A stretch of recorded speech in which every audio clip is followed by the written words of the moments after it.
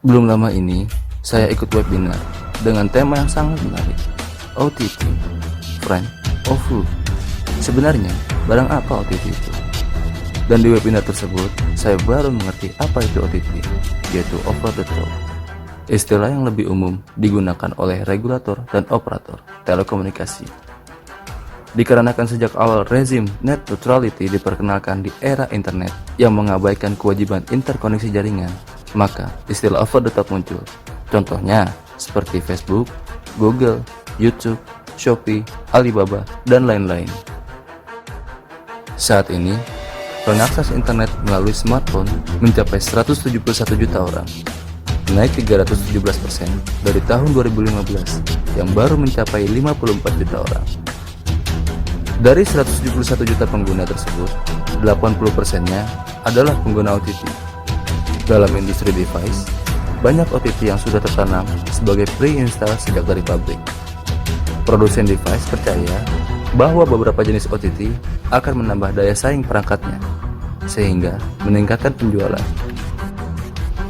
Pertanyaan dalam pikiran saya terkait tema, apa sih OTT, Friend or Foe? Siapa lawan, siapa kawan? Masih bingung saya. Para pembicara mulai memberikan penjelasan. Ternyata mayoritas pengguna teknologi digital di Indonesia menggunakan OTT dari luar, sehingga banyak dari mata rantai dalam rantai nilai atau value chain industri keluar dari Indonesia. Tercatat average revenue per user atau ARPU dari YouTube sebagai media sosial terbanyak digunakan di Indonesia adalah $8,33 atau berkisar Rp116.620 per pengguna, dengan total pemasukan bagi YouTube sekitar Rp17,1 triliun per bulan dari pengguna Indonesia.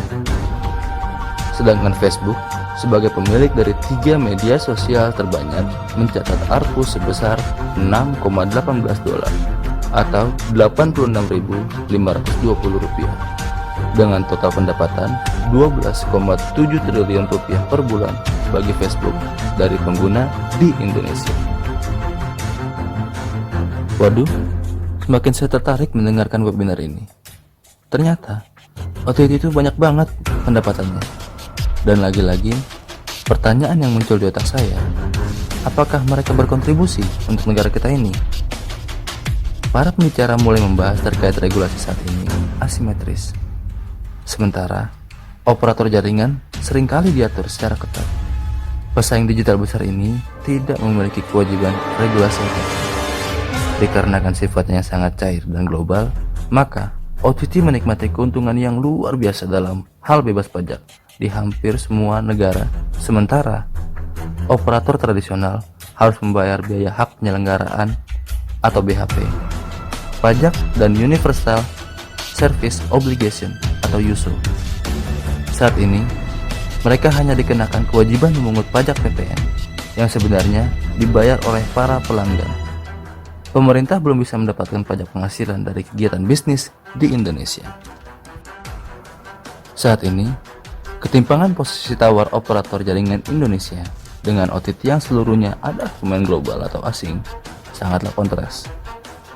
Dalam konteks seperti itu, netralitas jaringan hanya menguntungkan OTT, tetapi tidak menguntungkan operator. Sementara, tidak terlihat kewajiban apapun bagi OTT. Investasi yang dilakukan jelas tidak netral, karena mengorbankan operator untuk keuntungan OTT asing. Wah, kita lihat ini. Ternyata, yang kita nikmati setiap hari, yaitu OTT global, tidaklah banyak berkontribusi untuk Indonesia. Gimana menurut teman-teman? Oke, kita lanjut pembahasan. Dalam webinar ini, ada beberapa solusi pendekatan dan percobaan yang dilakukan oleh operator untuk mengelola OTT. Di antaranya, memblokir OTT, bundling dengan OTT, bermitra dengan OTT, dan mengembangkan OTT sendiri. Kalau menurut teman-teman semua, solusi apa nih yang paling ampuh untuk menjinakkan OTT ini? Pada tahun 2019, dari data StatCounter Analysis China, Statistik Digital Market Outlook Pangsa Pasar China, dan United States Internet Service in China, dalam pencarian market share, paling banyak menggunakan Baidu, yaitu sebanyak 76,7%, dan Google sebanyak 3,2%. E-commerce dalam B2C market share paling banyak menggunakan Tmall.com, yaitu sebanyak 61,8%, dan Amazon sebanyak 0,5%. Sosial media dalam per bulan paling banyak menggunakan WeChat, yaitu sebanyak 1,112 juta, dan Facebook sebanyak 2,9 juta. Apakah Indonesia bisa menjadi seperti China, membangun OTT yang dibuat oleh negara dan juga bisa menjadi tuan rumah di negeri sendiri? Bukan saya membela China, tetapi hal yang bagus bisa dicontohkan. Ya. Semakin yakin saja saya dalam webinar ini. Seharusnya pemerintah segera menemukan aturan hukum yang tepat untuk OTT. Kalau kalian gimana? Karena dalam konteks teknologi, informasi, dan komunikasi yang biasa kita sebut dengan TIK, keamanan informasi data merupakan faktor penting dalam tata kelola data. Penyelenggara layanan OTT asing yang tidak terkendali dalam mengelola data dapat menjadi ancaman terhadap kedaulatan negara, baik secara ideologi, politik, ekonomi, sosial budaya, maupun pertahanan dan keamanan negara. Ya, semoga pemerintah bisa cermat dalam merancang peraturan OTT. Ya, kita lihat saja bagaimana negara kita bisa menjinakkan OTT asing untuk kepentingan bangsa dan negara.